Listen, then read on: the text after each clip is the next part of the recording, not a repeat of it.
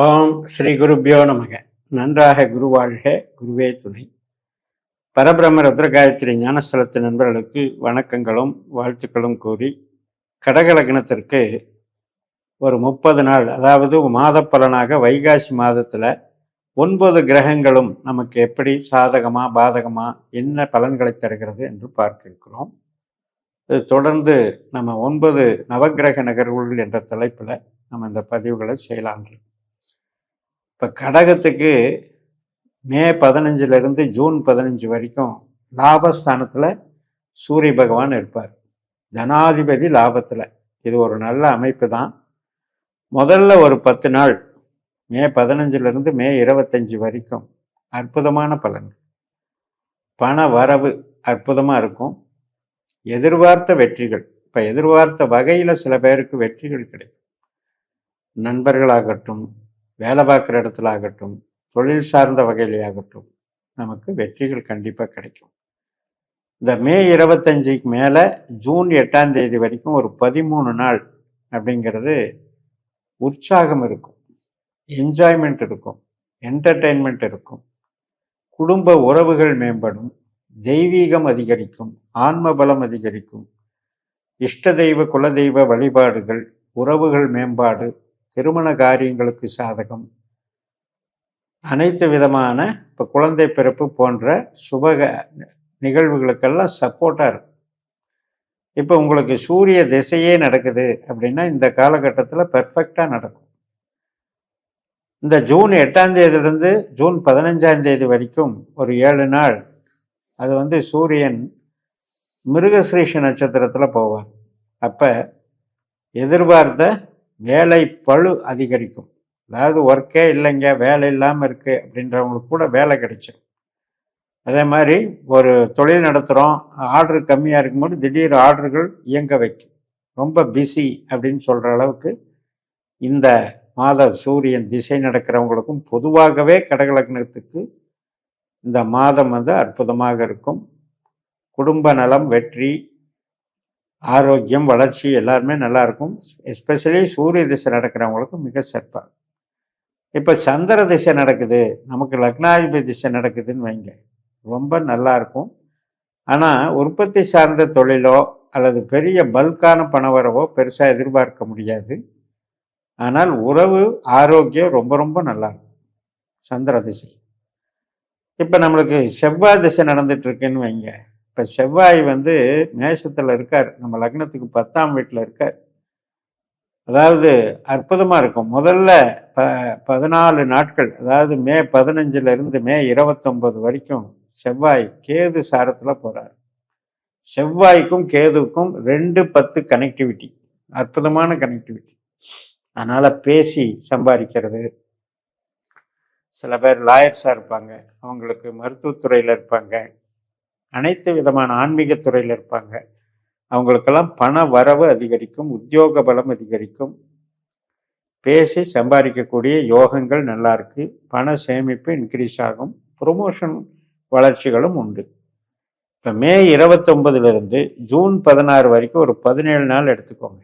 இந்த காலகட்டம் ரொம்ப ரொம்ப உற்பத்தி சார்ந்த தொழிலில் இருக்கவங்களுக்கு அற்புதமாக வேலை செய்யும்.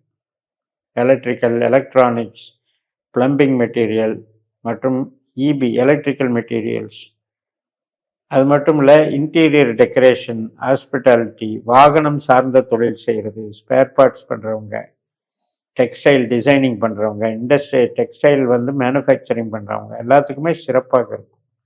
ஏன்னா பரணி நட்சத்திரத்தில் போகிறாரு செவ்வாய் கிரகம். அது அற்புதமான பலனை கொடுக்கும். அதுலேயும் நமக்கு வீடு கட்டுறது, வாகனம் வாங்கிறது, வீட்டுக்கு தேவையான அலங்கார பொருட்கள், வீட்டு டெக்கரேஷன் பண்ணுறது எல்லாம் அற்புதமாக இருக்கும். இப்போ யாருக்கெல்லாம் புதன் திசை நடக்குதோ அவங்களுக்கு நமக்கு புதன் யார் அப்படின்னா நல்ல டெக்னிக்கல் மைண்டை கொடுக்குறவர். அவங்களுக்கும் அற்புதமான லாபங்களை கொடுப்பார்.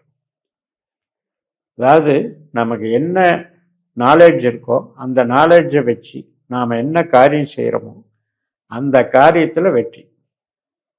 அது நீங்கள் ஐடி லைனில் இருந்தாலும் சரி, ஹார்ட்வேரில் இருந்தாலும் சரி, கான்ட்ராக்ட் ஒர்க் மாதிரி செய்கிறனாலும் சரி, எஜுகேஷன் டிபார்ட்மெண்ட்டில் இருந்தாலும் சரி, அக்கௌண்ட்ஸ் டிபார்ட்மெண்ட்டில் இருந்தாலும் சரி, அனைத்து விதமான ட்ரேடிங் பண்ணிகிட்டு இருந்தாலும் சரி, ஷேர் மார்க்கெட் ட்ரேடிங், இது எல்லாத்துலேயுமே டெவலப்மெண்ட் பெஸ்ட்டு வளர்ச்சி கண்டிப்பாக இருக்குது.